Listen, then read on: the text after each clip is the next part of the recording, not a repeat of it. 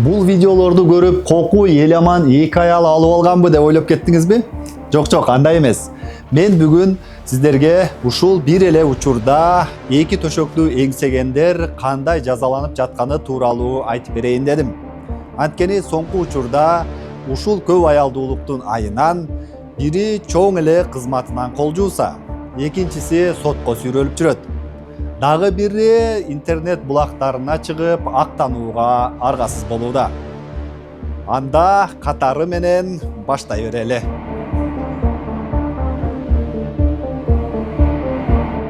Баса ушундай жерде айтып коеюн, жанагы мен жанымда турган кыздарды бул жасалма интеллект жасап берди.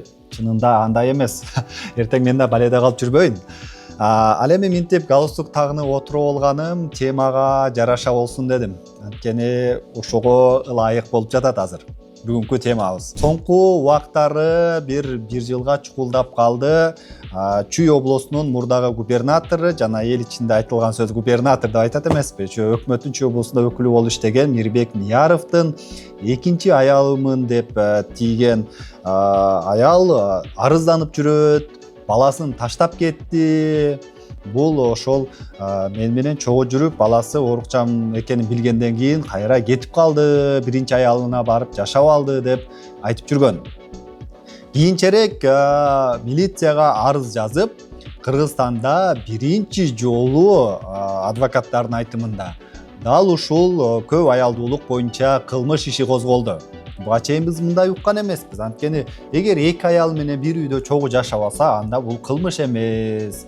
Өз-өзүнчө жашаса кылмыш болуп саналбайт деп айтып келишкен.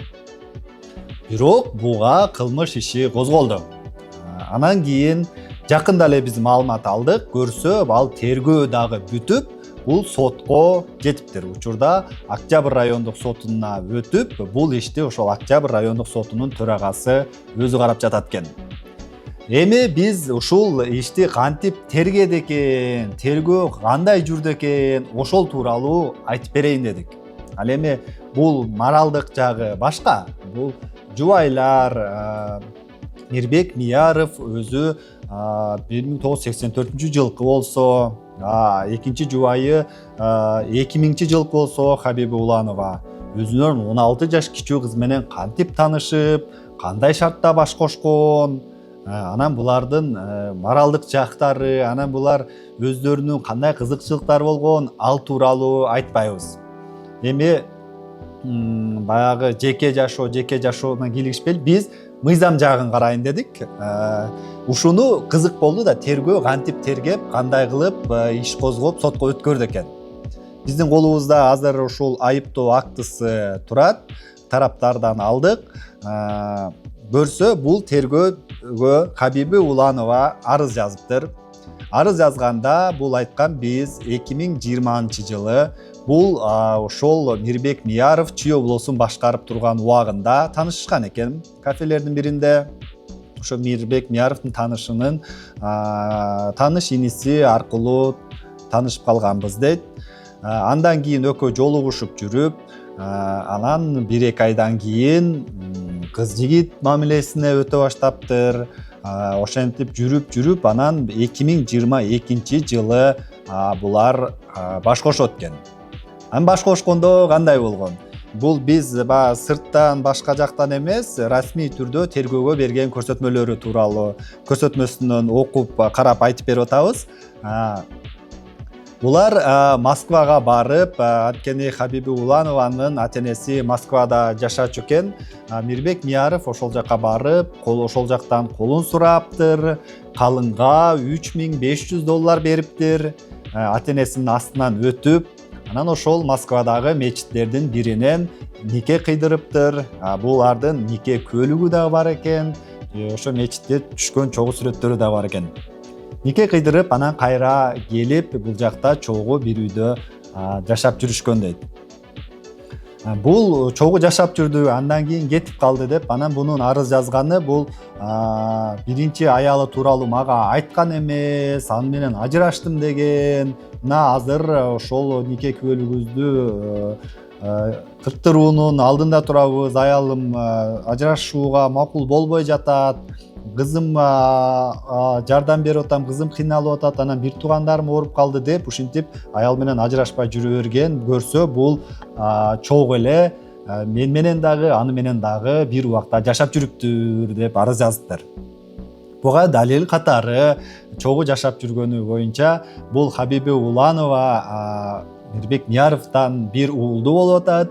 Ошол эле учурда Улановадан кийин 3 айдан кийин Мияровдун мыйзамдуу жубайы дагы төрөптүр. Ошого дагы негиз кылып арыз жазыптыр. Ал эми Мирбек Мияровду чакырсам мен буну экинчи аял кылып алган эмесмин. Жөн эле таанышканбыз, ооба жүргөнбүз. Эми баягындай жашаган жакындык болгон. Бирок бир убакта эле анан бул боюмда болуп калды деп айтты. Анан анда мен ата катары макул деп фамилиямды берип, анан ата катары каралашып жүргөм. Биз чогуу чарба жүргүзгөн эмеспиз деп айтыптыр. Анан тергөө тергейт да. Анан бул жерден булар орто жолдо Москвага барып келгенден кийин ата-энесинин макулдугун алып келгенден Бишкектеги кафелердин биринде кадимкидей свадьба, той өткөрүшкөн экен. Анан тергөөчү ошол күбө катары ушулардын тоюн тарткан видео оператор баланы да чакырыптыр. Ал да келип видео съемкага тоюнда сүрөткө видеого тарткан баланы ал көрсөтмөсүндө айтат: ооба, мени Мирбек Мияров заказ кылган, акчасын төлөгөн, булар жубайлар катары той беришкен, мен тоюн кадимки жумуш катары эле өткөрүп тарткам деп ошондой көрсөтмө бериптир. Ошондой эле ошол ресторандын администраторун чакырыптыр. Администратору дагы бүт чыгымдардын баарын Мирбек Мияров көтөргөн, ал той берем деп келген, бүт заказды ошол берип, акчасын дагы Мирбек Мияров төлөгөн деп айтыптыр. Ал эми Москвага барып нике кыйдырганы боюнча айтсам мен билбейм. Ал кагазды нике күбөлүк берет экен ал жакта мечиттердечи, Москвада. Бизде андай эмес го. Жөн эле өздөрүнүн журналына каттайт. Аны дагы таанган экен, чек ара кызматына сурам жиберип тергөө. Чек ара кызматы далилдеп бериптир. Көрсө булар 22-жылы февраль айында Хабиби Уланова дагы, Мирбек Мияров дагы бирдей убакытта бир рейс менен Бишкектеги аэропорттон чыгып кетип, кайра экөө тең кайра 3 күндөн кийин, 3-4 күндөн кийин кайра чогуу бир рейс менен Бишкекке келгени тууралуу маалымат бериптир. Анткени Мирбек Мияров тергөөдө мен Москвага баргам, бирок мен өзүм жалгыз баргам, башка жумуштарым менен баргам деген экен. Ушундай кызыктуу тергөө жүрүптүр. Анан бул жерден дагы булар чын эле чогуу жашаганбы деген нерсени далилдеш үчүн 2-3 кошунасын чакырышыптыр. Бул Бишкектеги үйлөрдүн биринде ошол Мирбек Мияров үй алып берип, ошол жерде ошо жашап атышкан экен. Анан 2-3 кошунасы келип: ооба, мен ушул экөөнү көргөм, чогуу жүрүшчү, чогуу басышчу, биз буларды кадимкидей эле жубайлар деп ойлочубуз, бунун дагы бир биринчи аялы бар экенин билген эмеспиз деген көрсөтмөсүн бериптир ал кошуналары дагы. Баласын ээрчитип жүргөнүн көрүп, баласын көтөрүп чыкканын көрдүк, кийин ары бери басып жүргөндө деле биз эми кошуна катары көргөнбүз деп кошуналар ошондой көрсөтмө беришиптир. Бул жерде буну менен эмне, бул чын эле чогуу бир чарба жүргүзгөнбү дегенге далил катары ошондой көрсөтмө бериптир. Анан аягында тергөөчү кайра Мирбек Мияровду чакырып, мондай далилдер бар экен, күбөлөр минтип айтып атат десе дагы бул моюн калбаптыр. Бул той, жанагы свадьба, бул оюн катары уюштурулган свадьба болгон деп тергөөдө орусча жазыптыр. Игральная свадьба была деп. Эми аны эмнеге десе, бул сүрөткө өзүнүн ошол курбу кыздары эле тартып, ушинтип булар ошону уюштурушкан деп. Чынында анан берки видеографтар баары мындай күйөө бала, келин катары кадимкидей эле жүрүшкөн, той беришкен, элдер каалоо тилегин айтышкан, бата беришкен деп айтып беришиптир. Андан соң бул жерден ооба бул орто жолдон жанагындай видеолору да бар экен. Экөөнү беттештириптир аягында Хабиба Уланова менен Мирбек Мияровду. Беттештиргенде айтыптыр, кандай чолго мен колум сураган элем го, Москвага чогуу барган элек го десе дагы ал эч кандай тааныбаптыр. Мен үйүмө келип турчу элең десе, жок, мен сенин үйүңө бир да жолу барган эмесмин. Кийин балам ооруп калган учурда эле барып каралашканы бир эки жолу барганмын, а так сен чыккан эмесмин деп. Анан Мияров көрсөтмөлөрүндө мен үйүнө барган эмесмин, бирок экөөбүз жолукканда гостиницага, мейманканаларга чакырып, ошол жактан жолугуп эс алып кайра кетчүбүз. Мен үйүнө барган эмесмин, мейманканаларда эле болчу эле жолугушууларыбыз деп айтыптыр. Ошондой эле анан бул Мирбек Мияровдун мыйзамдуу жубайын дагы чакырган күбө катары. Ага айтса, биз 2005-жылы таанышканбыз күйөөм менен, 2008-жылы баш кошконбуз, андан кийин 2013-жылы нике күбөлүгүн алганбыз мыйзамдуу түрдө. Ошондон бери 5 балабыз бар, чогуу жашап келатабыз. Бунун эч кандай башка аялдары болгон эмес деген сөзүн айтыптыр. Бул Мирбек Мияров үйгө турбай калган учурлар болчу эле, кандайдыр бир акчасы азайып калган учурлар болдубу, башка жака көбүрөөк коротуп, сизге көңүлү бир аз көңүлдөнбөй, сизден бир аз көңүлү калгандай болуп, сизге азыраак көңүл буруп калган учурлар болдубу эле деген суроолорду берсе, эч качан андай болгон эмес. Бул башынан аягына чейин эле мени жалгыз жубайы катары карап, бүт нерсе менен камсыздап келген, мындай даже мындай шек санаган эмесмин жада калса деп айтыптыр. Ошол эле учурда Хабиба Улановага башына арыз жазганда, бул жумасына 3-4 жолу келчү мага. Анан башка жака кеткенде мен ошол кызым агаралашып атам. Азыр эми ушундай мектеп которуп кыйналып аткан убагы болуп атат. Анан бир тууганым ооруп атат, аны агаралашып атам. Анан мен жума күндөрү мен даватка кеттим деп ошентип кете берчү. Көрсө бул ошол үй бүлөсүнө барып жүргөн экен деп көрсөтмө бериптир. Мияровдун мыйзамдуу жубайы мен ошол Хабиба Уланова өзүнүн бир жеке материалдык кызыкчылыгын ойлоп ушул ишке барып атат. Анын максаты ушундай эле деген пикирин билдириптир. Ошондой эле күйөөсү башкага үйлөнгөнү тууралуу, анын той бергени тууралуу эч кандай кабары болбогонун, бул качан гана Хабиба Уланова төрөгөндөн кийин, булардын ортосунда ызы чуу башталгандан кийин гана ошол экинчи жубайы буга чалып, биринчи жубайына ызы чуу кылганда анан билгенин айткан. Мына ушулардын негизинде күбөлөрүн айтып бергенине, жанагы чогуу түшкөн сүрөттөрүндө, жана сүрөткө үйүндө чогуу отурган сүрөттөрү, той бергени, кошуналарынын бул ушул чогуу жашаган көргөнүн айтканын негиз кылып, бир эле учурда 2 аял менен жашап жүрүптүр. Бул Кыргызстандын кылмыш жаза кодексинин 176 беренесине дал келет. Бул ошол беренесин бузуптур. Мындан ошол 2 аял менен жашаган аныкталды деп айыптоо актысын чыгарып, Мияровду күнөөлүү деп таап, аны үй камагына алыптыр. Жанагы жаңы мыйзам чыкпадыбы? Буга жана электрондук билерик тагып, Чүй областынын аймагынан чыкпасын деген чектөө коюптур тергөөчү. Чектөө коюп, 19 декабрда ишти тергеп бүтүп, Октябрь райондук сотуна өткөрүп бериптир. Учурда буга чейин бир отуруму болуптур, биринчи отуруму соттун, жакында дагы кийинки сот отурумдары болот экен.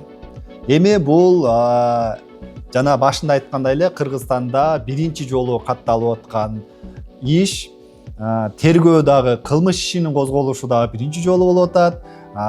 Андан ары сот кандай иликтеп, кандай чечим чыгарат экен, аны дагы көрө жатарбыз. Ал эми биздин экинчи каарманыбыз дагы бир эле учурда эки төшөккө бутун сала коем деп кызматтан кол жууган. Ал Кыргызстандын Катардагы элчиси Марат Нуралиев.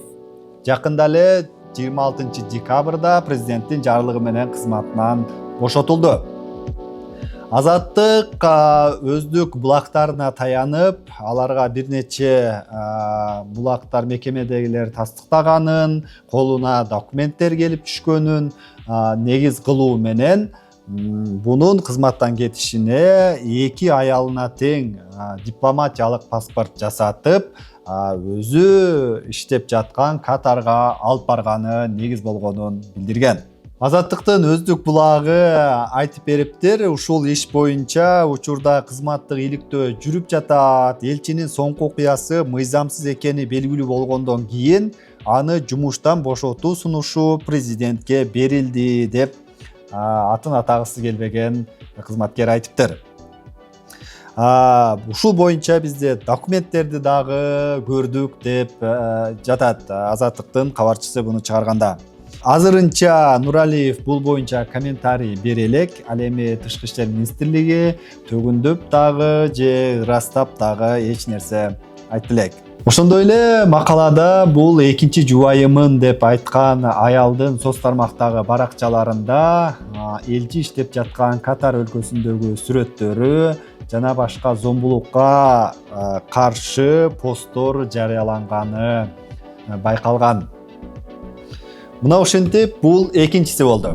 Үчүнчүсү болсо жакында эле соц тармактарда бир нече маалымат каражаттарында чыкты. Анда өзүнүн 16 жаштагы кызын сөгүп, жаман сөздөр менен айтып жатканы тууралуу видео чыгып, анын артынан мен ушунун жубайы болчумун, менин кызымды өзүнүн экинчиби үчүнчү аялынын үйүнө ошол жакта алып кетип, ошол жакта жүрүп, анан кызыма ушундай кордук көрсөтүптүр деген аял айтып чыкты.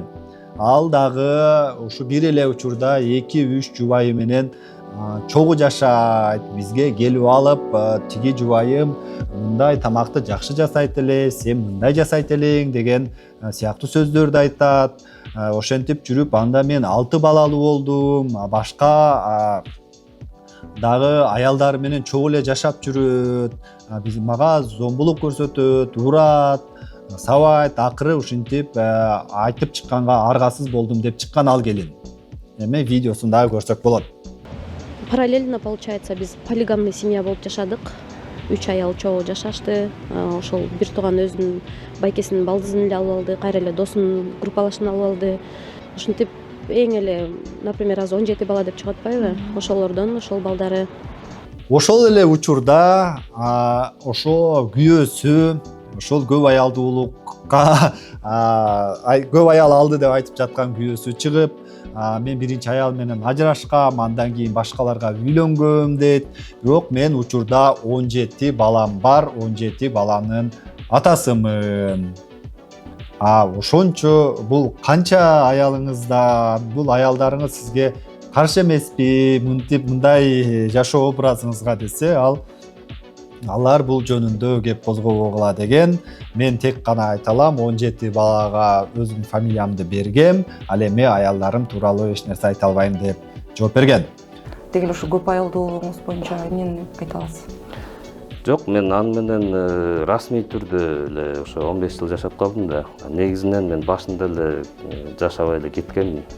Канча жылдан кийин? 1 жылдан кийин элечи. Андан кийин мен жашабай атып эле, мен аны менен жашаган деле жок чындыгында. Мага ар дайым чалып эле. 6 балаңыз каяктан пайда болуп калды? 6 баланы мен негизи мен өзүм атыма каттаткам, бирок чындыгында көп деле жашаган жокмун аны менчи. Негизи 17 бала менин атымда. Анан бул боюнча тереңирээк маалымат бергим эле келет, бирок мен тууган уругум, тааныштарым, ошол балдардын энелери мага аманат кылып биз жөнүндө айтпа дегендиктен мен алар боюнча тереңирээк кире албайм, бирок расмий менин атымда 17 балам бар. Мына ушундай көрөрмандар, 4-үнчү бийлик деген жалпыга маалымдоо каражаттарына чыгып, аны Абийир сотуна коюп, элдин таразасына коюп бул ушундай иштерди кылган деген пикирин айтып ачыктан ачык чыгууда. Урматтуу көрөрмандар, биз бирөөгө экинчи, үчүнчү аял болуп тийүүгө же бирөөнү экинчи, үчүнчү аялдыкка алууга ким эмне азгырып жатканын, алар кандай шартта ушундай жолго барып жатканы тууралуу бир нерсе айта албайбыз. Тек гана коомго чыккан, расмийлешкен, мыйзамдын негизинде көрүлүп жаткан чаралар тууралуу айтып бердик. Эгер сиздерде дагы ушундай окуялар болуп калса, ар дайым эле жакшы жашоо, ырахаттануу боло бербейт деген нерсени дагы эскертип коеюн дедик. Акыр аягы иштебейт деген мыйзамдар дагы иштеп калышы мүмкүн экен. Анда алдыда дагы кандай аракеттер болот, бул окуялардын уландысы кандай болот? Сиздер менен чогуу байкоос алып туралы. Аман туруңуздар.